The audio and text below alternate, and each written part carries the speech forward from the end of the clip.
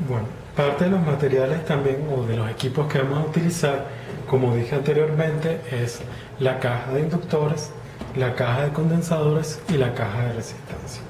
El funcionamiento de este es muy sencillo. Tenemos diferentes diales aquí con el cual vamos a seleccionar el valor tanto de la inductancia, de la capacitancia o de la resistencia que queramos para cada uno de los montajes, ¿no? Entonces, moviendo aquí cada uno de estos diales, vamos a seleccionar de 10 en 10, de valores de 10 en 10, o sea, de década en década, el valor de la resistencia, que es el caso de esta caja que tenemos aquí, para conectar, o sea, al conectar entre estos dos valores, vamos a obtener la resistencia indicada en estos diales que tenemos aquí. Si, por ejemplo, queremos una resistencia de 600 ohmios, movemos este dial hasta el punto número 6 en la década de 100 ohmios o en el paso de 100 ohmios.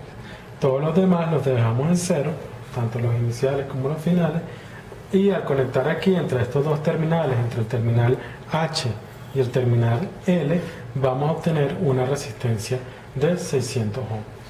En el caso de la capacitancia, es muy similar. Tenemos, además de las décadas de capacitancia, también tenemos un dial aquí que es un dial un poco más fino que nos da valores de picofaradios. ¿Okay? En este tenemos además un indicador de 0, 5 y de 10. En estas cajas el valor de X corresponde al valor de 10. ¿Okay? Entonces cada uno de los diales varía desde 0 hasta 10. ¿Okay? Y en el caso aquí del dial de picofaradios, obtenemos, bueno, si marcamos el 0 con el 0, tenemos 0. Si marcamos este 0 con el 5, tenemos 5 picofaradios. Y si estamos aquí, este 10 junto con el 0, tendríamos 10 picofaradios. ¿Okay? Así sucesivamente podemos obtener una variación más fina en este dial.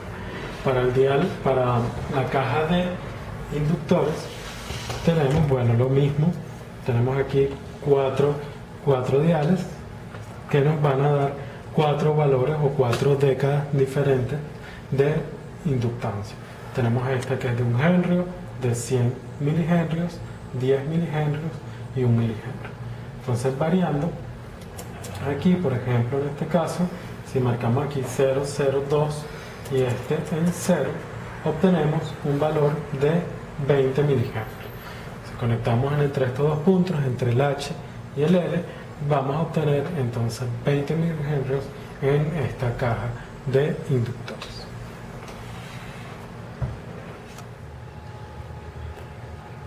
Ok, en esta práctica vamos a realizar 4 experimentos principales. El primero va a consistir en medir la resistencia que vamos a configurar en esta caja de resistencia. Vamos a configurar varios valores o 2 valores diferentes en la caja de resistencia y los vamos a medir con el medidor de impedancia tanto en AC, RAC como IAC. Es decir, vamos a cambiar el indicador aquí interno de AC interno a DC interno y vamos a ver cómo varían los valores de la resistencia para cada uno de estas formas. ¿Okay? El otro experimento va a consistir en medir la capacitancia. O sea, tenemos aquí una capacitancia y vamos a conectarlo con una resistencia de la forma como se indica en la guía y vamos a medir cuál va a ser el circuito equivalente, serie o paralelo, según lo que nos diga en la guía, del RC, ¿okay? Un circuito RC equivalente. Para el caso de la inductancia, vamos a medir tanto la resistencia interna de la bobina o de la inductancia que tenemos en la caja esta de inductancia, ¿sí? Tenemos aquí, y también la vamos a conectar con una resistencia de la forma como se indica en la guía. Con esto vamos a obtener un circuito serie o paralelo para equivalente en el medidor de impedancia, el cual vamos a obtener también con ayuda del dial de Q. Es decir, se recuerdan, en el dial CRL nos va a dar el valor de la inductancia Y con respecto a las ecuaciones o utilizando las ecuaciones que tienen en su guía, van a obtener mediante el valor del factor de pérdida o el factor de calidad, van a obtener la resistencia del circuito equivalente. ¿Okay? Luego van a hacer una impedancia compuesta RLC, la van a conectar de la forma como indica en la guía y van a hacer la medición del circuito equivalente. Para este caso es importante saber cuál va a ser la frecuencia de resonancia de este circuito RLC. Se nos dan dos frecuencias en las cuales vamos a hacer la medición. Dependiendo de la frecuencia, el circuito equivalente va a ser predominantemente capacitivo o predominantemente inductivo. Como sabemos la frecuencia de resonancia, entonces sabemos que por debajo de la frecuencia de resonancia vamos a tener un circuito predominantemente capacitivo y por encima de esta frecuencia de resonancia va a ser predominantemente inductivo. ¿Okay?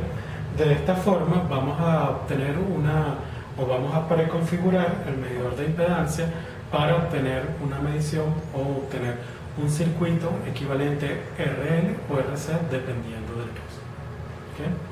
Por último, se les va a dar una impedancia incógnita, la cual se la va a dar su profesor, su instructor o el preparador, y van a aplicar las técnicas de medición que practicaron o que vieron anteriormente y van a determinar el valor de esta impedancia incógnita.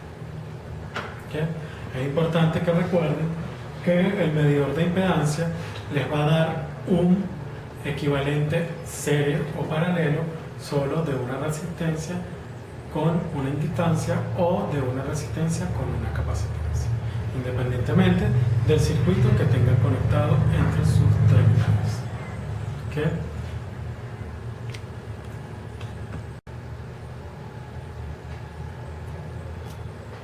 Bueno, de esta manera entonces culminamos con lo que es este informe previo o esta explicación previa para realizar la práctica de medidor de impedancia. Recuerden que es importante que vamos a obtener solamente un equivalente serie o paralelo, RC o RL, independientemente del circuito que tengamos conectado entre los terminales del medidor de impedancia. Es importante también que lean detenidamente la guía de práctica del laboratorio para entender más con profundidad y saber bien cada uno de los pasos que hay para medir cada uno de los parámetros y entender la parte conceptual de la práctica. Bueno, eso es todo con respecto a esta primera práctica.